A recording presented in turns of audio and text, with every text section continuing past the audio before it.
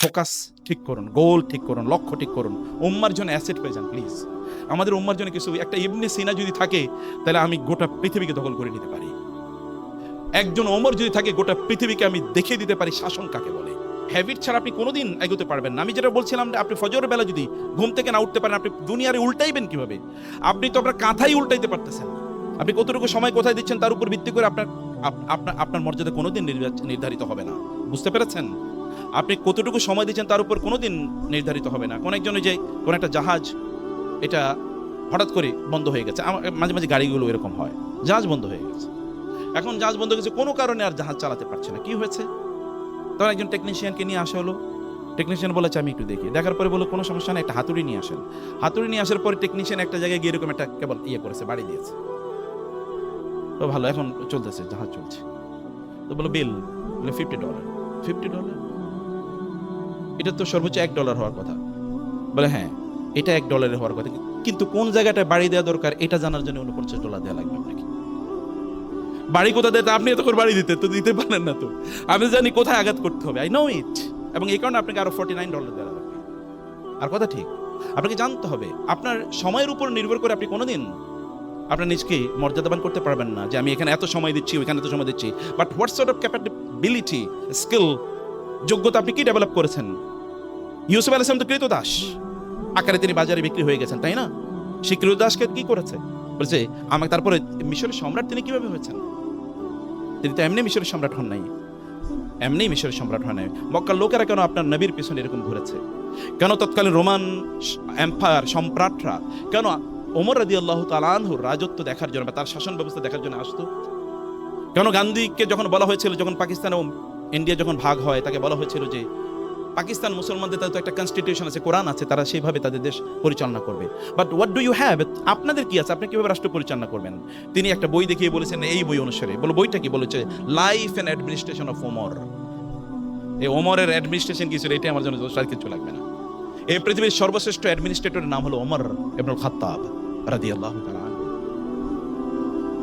কোত্থেকে শিখেছেন? কোত্থেকে পড়েছেন? আপনার সেই জেনিয়াস, আমরা সেরকম একটা জেনিয়াস নিজকে এরকম একটা জায়গায় আপনাদেরকে নিয়ে যাওয়া দরকার। মোরাল ক্যাপিটাল নিজের মধ্যে অবশ্যই বিল্ড আপ করতে হবে।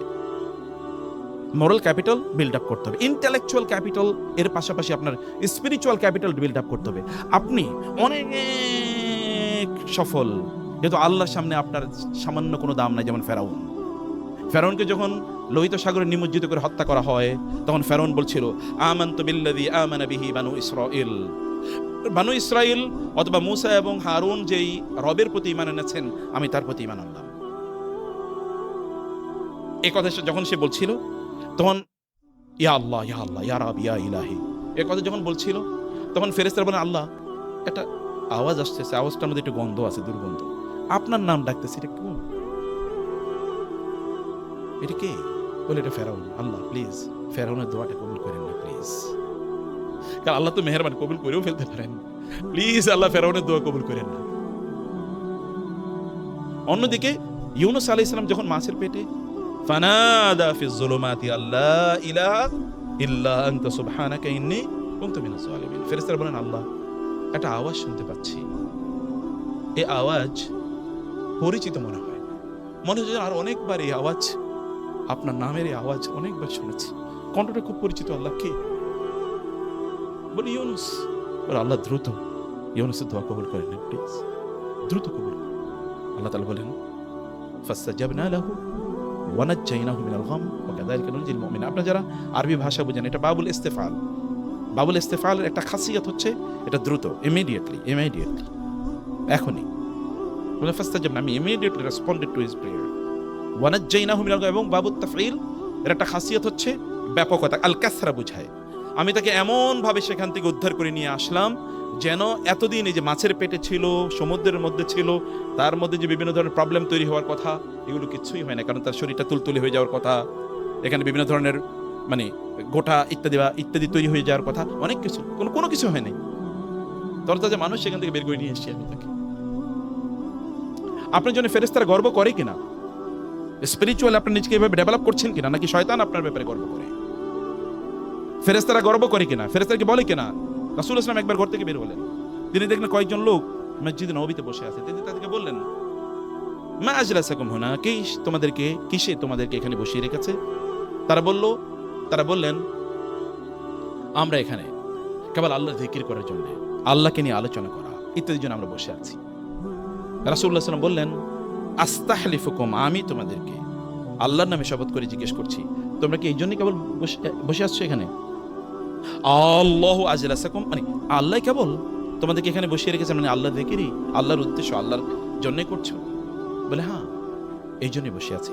তিনি বললেন, লান আস্তাহলিফাকুম তুহমাতান লাকুম ওয়ালাকিন জিবরিল ক্বাদ জাআনি ওয়া আখবারানি আন্নাল্লাহ ক্বাদ ইউবাহি বিকুম আল মালাইকা।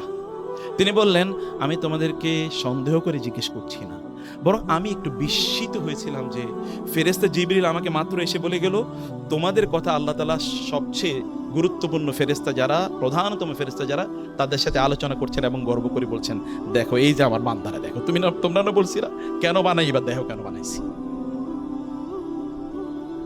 সহিহুল বুখারী হাদিস, যে আমি কিন্তু এই কারণে তোমাদেরকে জিজ্ঞেস করছি।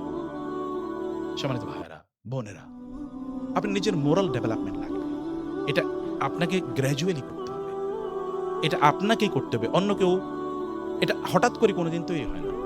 আপনার রাসূলের ব্যাপারে আল্লাহ তাআলা কি বলছেন দেখেন, তিনি তো এখন নবী, তো তার তো পার্সোনাল গ্রোথের আর প্রয়োজন নাই। কিন্তু আল্লাহ কি বলেছেন, ইয়া আইয়ুহাল মুযাম্মিল কুমিল লাইলা ইল্লা কালিলা নিসফাহু আও ইনকুস মিনহু কালিলা আও জিদ আলাইহি ওয়ারাত্তিলিল কুরআনা তারতিলা।